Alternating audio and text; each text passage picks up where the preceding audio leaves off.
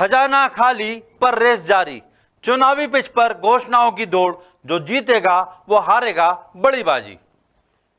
नमस्कार, मैं हूं हरीश दिवेकर और आप देख रहे हैं न्यूज स्ट्राइक। मध्य प्रदेश की सियासत इस बार इतनी फिल्मी होती जा रही है कि जितनी बार कुछ बात करने बैठता हूं, कोई ना कोई फिल्मी गाना या डायलॉग याद आ ही जाता है। वैसे 2018 के चुनाव के बाद उपचुनाव हुए और जो तख्ता पलट हुआ उसका आगाज भी तो एक फिल्मी डायलॉग से ही हुआ कि टाइगर अभी जिंदा है। अब टाइगर रहे या ना रहे या अपनी धाड़ को किसी खास वक्त के लिए संभाल कर रखे, फिलहाल तो प्रदेश में टॉम एंड जेरी वाला हाल दिख रहा है।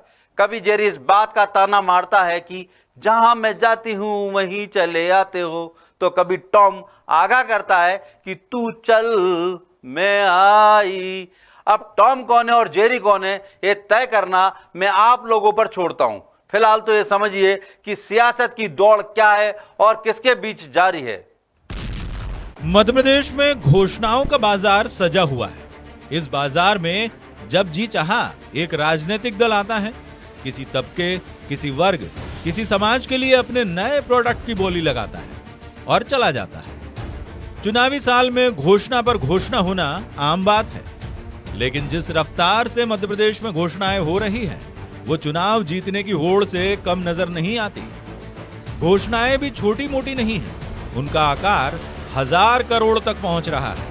खजाना खाली है। ऐसे में कांग्रेस और बीजेपी दोनों में से सरकार में जो भी आती है वो जनता को किए वादे कैसे निभाएगी, और अगर वादे निभाएगी तो बाकी काम कैसे पूरे होंगे, ये भी घोषणाओं के साथ तय होना चाहिए। लेकिन कमलनाथ और शिवराज सिंह चौहान शायद इस बात से फिलहाल बेफिक्र हैं। दोनों की पहली चिंता सिर्फ चुनाव जीतना है। उसके बाद ये तय करेंगे कि अब उन घोषणाओं का क्या किया जाए जो बड़े जोर शोर से पहले ही जनता के सामने कर चुके हैं। जी हां, मध्य प्रदेश में सचमुच घोषणाओं का बाजार ही सजा है।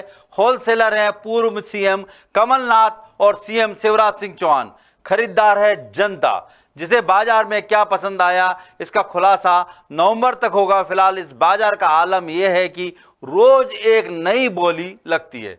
कभी शिवराज तो कभी कमलनाथ बोली के इस बाजार में नया शगुफा छोड़ते हैं और दूसरा उस बोली से बड़ी बोली लगाने आ जाता है, बिना ये सोचे कि जो बात वो बोल रहे हैं उसे पूरा करने में उन्हें कितने पापड़ बेलने पड़ेंगे। आलम तो अभी यह है कि दोनों एक दूसरे को चैलेंज भी कर रहे हैं। मैंने तो इतना कर दिखाया, अब तुम करके दिखाओ। चुनावी शोरूम में इस बार घोषणा ही शक्ति प्रदर्शन का आधार बनी हुई है। एक ही दिन पहले की बात है, मध्य प्रदेश के मुख्यमंत्री शिवराज सिंह चौहान ने प्रदेश के 23,000 ग्राम पंचायतों में काम करने वाले रोजगार सहायकों का वेतन 9,000 से बढ़ाकर 18,000 रुपए कर दिया। पंचायत सचिवों के बराबर सुविधाएं देने का वादा भी कर दिया। जाहिर है रोजगार सहायकों के लिए यह खुशखबरी है, लेकिन सवाल यह है कि इस घोषणा के लिए चुनावी साल तक इंतजार क्यों किया गया। हालांकि अतिथि शिक्षक जैसे तबके अब भी मांग पूरे होने के इंतजार में हैं, लेकिन बाकी जगह दिल खोलकर सौगातें दी जा रही हैं। चुनाव जीतने के लिए ऐसा कोई तबका नहीं बचेगा जिसे शिवराज छोड़ देना चाहते हो।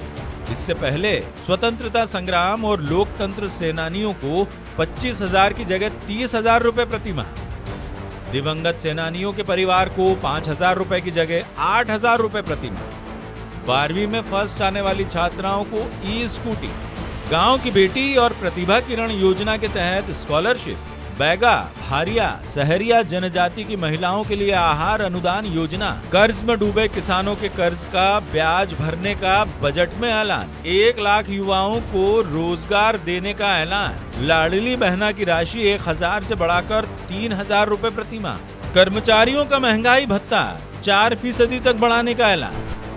इन सब के अलावा वर्गों के आयोग और चुनाव के लिहाज से उनकी डिमांड पूरी करने का ऐलान भी हो चुका है। बीजेपी को पूरा यकीन है कि इन योजनाओं के दम पर बीजेपी की वापसी आसान होगी। बहनों को, महिलाओं को जिस प्रकार से संबल देने का काम मुख्यमंत्री शिवराज सिंह चौहान जी के नेतृत्व में भाजपा की सरकार ने किया है, वह निश्चित तौर पर महिला सशक्तिकरण के लिए, वह निश्चित तौर पर समाज में तमाम प्रकार से महिलाओं को हक और हकूक दिलाने के लिए उपयोगी सिद्ध हुआ है। यहाँ लिंगानुपात भी बड़ा है। यहाँ महिलाओं का सम्मान और महिलाओं का राजनीतिक प्रशासनिक स्थान भी बड़ा है। चुनाव तो बाई प्रोडक्ट है, चुनाव में तो बाई प्रोडक्ट है। और अब चुनाव में तमाम सेफोलॉजिस्ट बताते हैं कि महिलाएं तेजी से वोट करने जा रही हैं, वोट भाजपा को कर रही हैं, भाजपा की योजनाओं पर उनकी आस्था स्पष्ट दिखाई पड़ रही है। ये तमाम चुनाव विश्लेषकों के लेख, उनके विश्लेषण में स्पष्ट तौर पर दिखाई पड़ रहा है। घोषणाओं के बाजार में चूहा बिल्ली की दौड़ का असल नमूना दिखा लाडली बहन और नारी सम्मान योजना के जरिए। शिवराज ने लाडली बहना के तहत 1000 रुपए देने का ऐलान किया, तो कमलनाथ ने सत्ता में आने पर नारी सम्मान योजना के तहत 1500 रुपए देने का ऐलान कर दिया।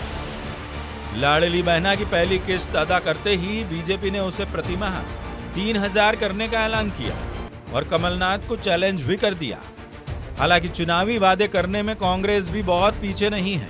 महिलाओं को प्रतिमाह 1500 रुपए देने का ऐलान, महंगाई से राहत देने के लिए 500 रुपए में गैस सिलेंडर, 100 यूनिट तक 100 रुपए बिजली बिल, साथ ही दरें भी कम होंगी। कांग्रेस शासित दूसरे राज्यों की तरह पुरानी पेंशन योजना लागू करने का ऐलान, 2018 की तरह किसानों की कर्ज माफी का ऐलान, हर जिले की समस्या के हिसाब से अलग अलग मैनिफेस्टो। इनमें से पुरानी पेंशन योजना, किसान कर्ज माफी और नारी सम्मान को कमलनाथ का मास्टर स्ट्रोक भी माना जा रहा है।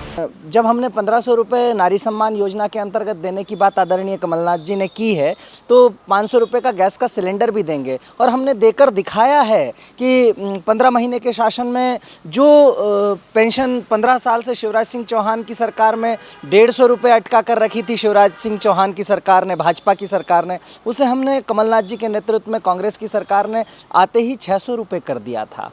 27 लाख किसानों की कर्ज माफ़ी इस सरकार के कृषि मंत्री ने 21 सितंबर 2020 को विधानसभा में स्वीकार किया है। तो हमने करके दिखाया। राम वन गमन पथ की कोई बात ही नहीं करता था। आज बच्चा बच्चा ये जानता है कि प्रभु श्री राम के पवित्र चरण मध्य प्रदेश की धरती पर पड़े थे, तो वो कमलनाथ जी की देन है। आप देखिए, महाकाल लोक अगर हम बनवाते तो उसमें कमीशन खोरी नहीं होती, भ्रष्टाचार नहीं होता, घोटाला नहीं होता। तो 50% की कमीशन खोरी की सरकार है जिसने मध्य प्रदेश में युवाओं की पूरी एक पीढ़ी बर्बाद कर दी है। पर समस्या तो ये है कि एक के बाद एक मास्टर स्ट्रोक खेलने के चक्कर में दोनों दल घोषणाओं पर घोषणा कर रहे हैं। कर्ज का हाल यह है कि वो आम जनता की सोच से भी कहीं ज्यादा हो चुका है। ताजा बजट की बात करें तो मध्य प्रदेश की शिवराज सरकार ने 3,14,025 करोड़ का बजट पेश किया। वित्तीय वर्ष 2023-24 में प्रदेश का राजकोषीय घाटा 55,709 करोड़ रुपए रहने का अनुमान लगाया गया। इसके अलावा कर्ज की बात करें तो साल 2022-23 में 14,000 करोड़ का कर्ज मध्य प्रदेश सरकार ले चुकी है। 31 जनवरी को भी सरकार ने रिजर्व बैंक में बॉन्ड गिरवी रखकर 2,000 करोड़ का कर्ज लिया। साल 2023 तक आरबीआई का सरकार को कर्ज चुकाना होगा। कर्ज तले दबी शिवराज सरकार को 3 लाख करोड़ रुपए लोन चुकाने के लिए हर साल 46,000 करोड़ रुपए देने पड़ रहे हैं। अब अगली सरकार जो भी होगी वो इस भारी भरकम कर्ज के तले दबी सरकार होगी, जिस पर उन योजनाओं का बोझ भी पड़ चुका होगा। तो क्या जो सरकार आएगी वो कर्ज और योजनाओं का बोझ उतारने में ही वक्त गंवा देगी? बाकी कामों के लिए क्या इंतजाम हो सकेंगे? मध्य प्रदेश सरकार का जो कुल बजट है और लगभग उसके पास ही सरकार पर कर्ज की स्थिति हो रही है। तो ये जो कर्ज की जो भरपाई करनी तो रहती है, आदमी की टैक्स से ही करनी रहती है। आम आदमी के आप कोई भी रियायतें दे रहे हैं, कोई भी व्यक्ति अपने घर से नहीं दे रहा, टैक्सेशन से ही दे रहा है, चाहे जीएसटी से दे रहा हो, चाहे वैट से दे रहा हो। आप देखो ना कितना महंगा पेट्रोल मध्य प्रदेश में मिल रहा है। खुद मोदी जी ने पेट्रोल को लेकर बात कही, लेकिन कम नहीं हुए। तो आप इसी तरह की दाम बढ़ाएंगे, लोगों से आप जो ज़्यादा टैक्स लेंगे, इसके अलावा कोई चारा तो होता नहीं है। अन्यथा क्या होगा कि सरकार के पास तनख्वाह बांटने के लिए पैसे नहीं होंगे। हमने 2018 के समय भी देखा था कि इतनी घोषणाएं कर दी थी, इतना पैसा सरकार ने योजनाओं में खर्च कर दिया था कि वित्तीय स्थिति गड़बड़ा गई थी। तो अभी भी यही स्थितियां होंगी। इस घाटे के बीच जो भी पार्टी सत्ता में आएगी उसके लिए 5 साल गुजारना कितना आसान होगा, ये एक बड़ा सवाल है। और इसी मुद्दे से जुड़ा हमारा आज का सवाल है, मध्य प्रदेश के विधानसभा चुनावों में कौन जीतेगा घोषणाओं की रेस? आपके पास 3 विकल्प हैं, शिवराज सिंह चौहान, कमलनाथ या पता नहीं। इस सवाल का जवाब आप हमारे तमाम सोशल मीडिया अकाउंट्स यानी फेसबुक, यूट्यूब, इंस्टाग्राम और ट्विटर पर दे सकते हैं। और पिछली बार हमने आपसे सवाल पूछा था, अपने ही नेताओं की प्रेशर पॉलिटिक्स को संभालने में नाकाम हो रही है एमपी बीजेपी। इसके जवाब में 91% लोगों ने कहा हाँ, 7% लोगों ने कहा नहीं और 1% लोग बोले कह नहीं सकते। बड़ा सवाल इसलिए भी है क्योंकि अब घोषणा होना और उन्हें पूरी करने की कवायद करना 2 मिनट नूडल्स की तरह हो चुका है। सरकार बने चंद घंटे हुए नहीं कि पहली ही बैठक के बाद वादे पूरे करने की होड़ भी लग ही चुकी है। कर्नाटक में कांग्रेस ने यही कर दिखाया है। शिवराज सिंह चौहान भी सत्ता में वापसी के साथ ही एक्शन मोड में आने जैसे काम करके छोड़ चुके हैं। ये प्रेशर भी आने वाली सरकार को झेलना ही होगा। अभी ऐलान पर ऐलान हो रहे हैं, सरकार बनने के बाद कहीं ऐसा ना हो दस्तखत पर दस्तखत करने से पहले सोचने समझने में ही वक्त निकल जाए। जाते जाते एक बार फिर वही सवाल, जो भी सरकार बनेगी वो मध्य प्रदेश की जनता की सुध लेगी या कर्ज से उभरने की जुगत लगाती रहेगी। नमस्कार।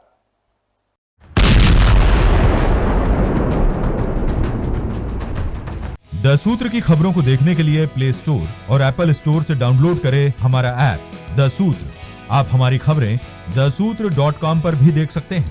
Social media platforms Twitter, Facebook और इंस्टाग्राम पर भी हमें फॉलो कर सकते हैं। साथ ही यूट्यूब पर भी हमें सब्सक्राइब करें। यदि आपकी नहीं हो रही कोई सुनवाई और आपके पास है कोई खबर तो हमारे व्हाट्सएप नंबर 70000024141 पर भेजिए और बनिए हमारे सूत्र।